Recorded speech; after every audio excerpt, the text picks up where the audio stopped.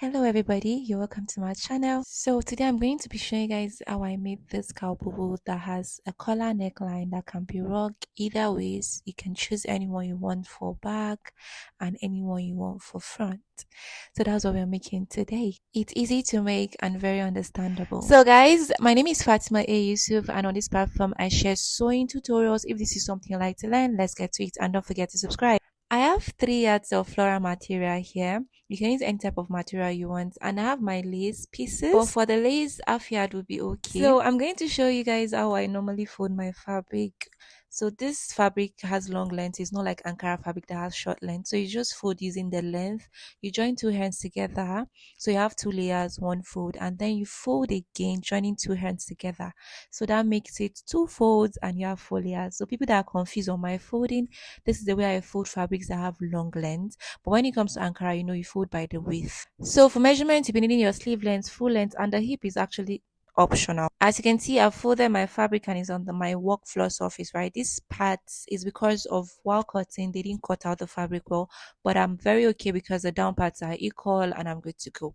So now at the upper part, I'm just going to mark my neckline width. So I'll be using 3.5 inches for the neckline width. You can use 3 inches, you can use 3.5, but if you're using more than 3.5, that means you want it to be like off shoulder.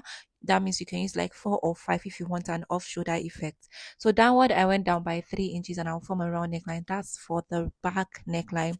For the depth, you can use 2.5, you can use 3, but 2 or 1 would be okay because you're still folding in some part of the collar afterwards. So for the depth for the V neckline, that's the front, I used 6. I don't like my V neckline too deep, so I'll just use that one to form my neckline. So we have round neckline for the back and V neckline for the front. You can actually use any measurement you want, but these are the one I used: 3.5 by 3 for round neckline, 3.5 by 6 for V neckline for the front. Right, good. So I measured the width I had 26 inches, so that's my sleeve length on this gown, but I'll be adding a belt or a rope to it later on, about 2 inches, so that'll be giving me 27.5 inches afterwards. Then from my shoulder I went down by 9. I'll just mark it. That will be for my sleeve opening. You can use 10, 9. I feel like 9 is okay, or 8. 9 is even perfect. So inward of that 9 inches, I marked 1 inch because I'll be folding the sleeve opening. I'll be hemming the sleeve opening after, right? So after doing that, from my shoulder, I'm going to measure the length I had. So the full length, I will not be hemming the down part of the gown because the fabric is my full length.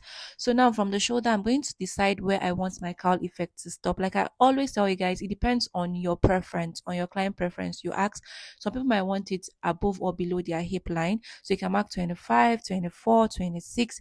But for this particular one, I marked 33. In this case, I want it to be down because I want the cowl effect to be so down, and I feel like it actually gives more beauty. It looks more nicer. That's my own view, right? So inward of that, my 33, the fabric was very silky and I just had to be careful while marking on it. So inward, I'm going to mark 16 inches. 16 inches, I'm using 16 because of freeness at the down parts. When you times 16 by 4, it's going to give you what? 64. So you're still stitching the side. So you have enough freeness down there. But some people might want it with slits, so you might know how you measure that part. So from that, my 16, I'll just form a curve to meet that 1 inch that is at the upper part, and you formed your cowl effect. So I'll just take that 16 inches downward, and we're done drafting. I'll just go ahead and cut. I'll cut the round neckline first, cut the sides, then I'll cut the V neckline afterwards.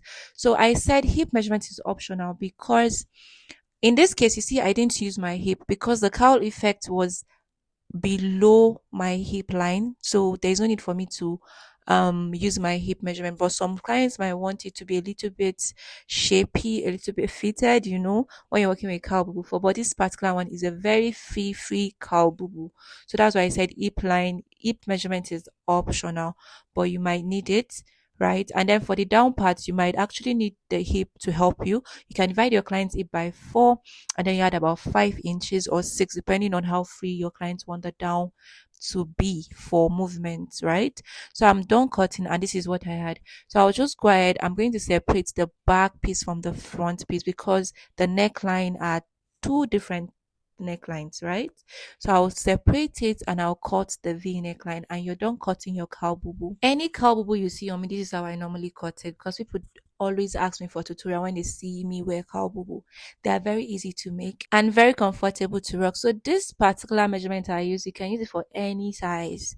You know, the down part you can use 16 for any size. It's going to enter them, unless if your client don't want something too baggy. And then maybe if their hip measurement is like 90 more than 80, you see this won't fit them, but mostly it's going to fit most sizes, right? So I'm just going to go ahead and join the shoulders together, and I hemmed the sleeve opening. I've done that. Then I joined the front pieces and back pieces together so I can have my neckline like this, right? So this is what I will do. I'm going to go ahead and measure the neckline. Is folded, but please don't fold yours. I will prefer you open your neckline, your neckline widely, and you measure everything so you can be sure on the measurement you are going to get. But me, I folded and then I measure like this, because this is half of the gown, right? So I had 12.5, and times 2 is actually 25 inches. I'd use this, but it didn't work out. So you measure your neckline fully, completely, please. So after measuring your neckline completely, from the pieces you cut out at the down part of your boo, you're going to pick out the one you feel it's going to work out for your collar, you know, the width you want, the length you want, and then you can also stitch, because I had some part I had to add addition, and you're using the rest for your belt. So this is it. After stitching additions to it, as you can see, I've cut out the length I wanted, right? So I'll just fold it like this. After folding, I'll go ahead and measure what I had. You know, I had 12.5 when I measured initially. So I marked that 12.5 upward where it is opened, and also downward where it is closed. I marked the 12.5 inches also. So this is the upper one that is open. I'll go down, I'll mark 12.5, and then after that 12.5 inches, I added 5 inches. That will be the extension for the flap. It depends on how long you want that slap to be, the flap, not slap, sorry, the flap to be. So I'll just come and then just join to the slant line, right? So but before doing that, I measured the width I want my collar to be. I wanted 5, so I measured 5.5 inches, and I'll just go ahead and cut. So please, when you're measuring your neckline, please open your gown and measure the complete neckline. Don't do the folded one that I did, because I had to add addition afterward. I had to lose after sewing. So let me just take you guys along. So I formed the slant line to meet that. From the upper part, right, you just form a slant line to meet the 5 inches you added, and you go ahead and cut out your piece. Please measure your full neckline. Don't fold like mine and then you come and be saying, Fatima, I followed your method and then I had shortage. Please. So these are my sample list, my pieces that I joined together. They are two different prints though. I actually had to use 3 prints at the end. So you just open up your collar like this, and then you cut it out on your sample list. And after I'm done doing that, I'll use my hemming tape to tape it to the fabric. You place it on the right face of your fabric. You make sure that the right face is facing you, the right face of the lace is facing you.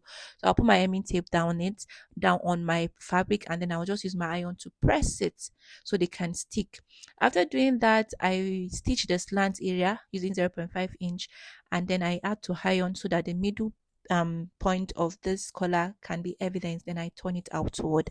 Please measure your full round neckline, your full neckline, not round, your full neckline. So after turning, giving a good iron press, you can see how lovely it looks, right? Yes, I was so happy at this point. But then this was where I became unhappy. So now you make sure the middle point of your back neckline and the middle point of your collar piece align, and then you stitch from middle to left, middle to right. I went to do that, my people, and the collar piece was too short for my neckline. And I had already used the rest of the pieces for the flower material for my belt. So thank God I had this black crepe at home. So I just had to I had to do carpenter work at this point. So that's why I said you should please measure your full neckline. Don't do the folded one. So I stitched the collar piece to the wrong face of my body. As you can see, make sure the middle point aligns, like I said, at the back, and then you stitch from your middle to the right, middle to the left. So the one I later used, I had addition to it because I, after measuring everything fully, I had 29 instead of that 25. But I had addition. I used 33 because I wanted it to overlap. So you can just use your exact measurement you get. If you get 29, then you add 1 inch to be on the safer side. So after doing that, I said I had addition, right? So this is the addition I had left. So I'm going to turn it over to the right face. When you turn it over to the right face, you see that part of your collar will fold. So you're like folding into two. So you can weave that stitch that you made, you weave it, and then when you turn it over, you see that part of it will fold. So you can see what you get, right? It's looking cute, yes. So now what I will do is I placed it. I had to wear this on my mannequin to be able to do this. So I'll just place one on it, and then I'll fold in a little bit, and I'll just stitch on it. So that's what I did for the front neckline. After doing that, this is the belt already created, already stitched. So the width depend on how wide you want it to be. You want it to complete your sleeve length, you can use that. So I measured mine. I used 2 inches for the width, and then for the length I used 50. Let's see, I've forgotten. So I had 53 inches. That's for the length.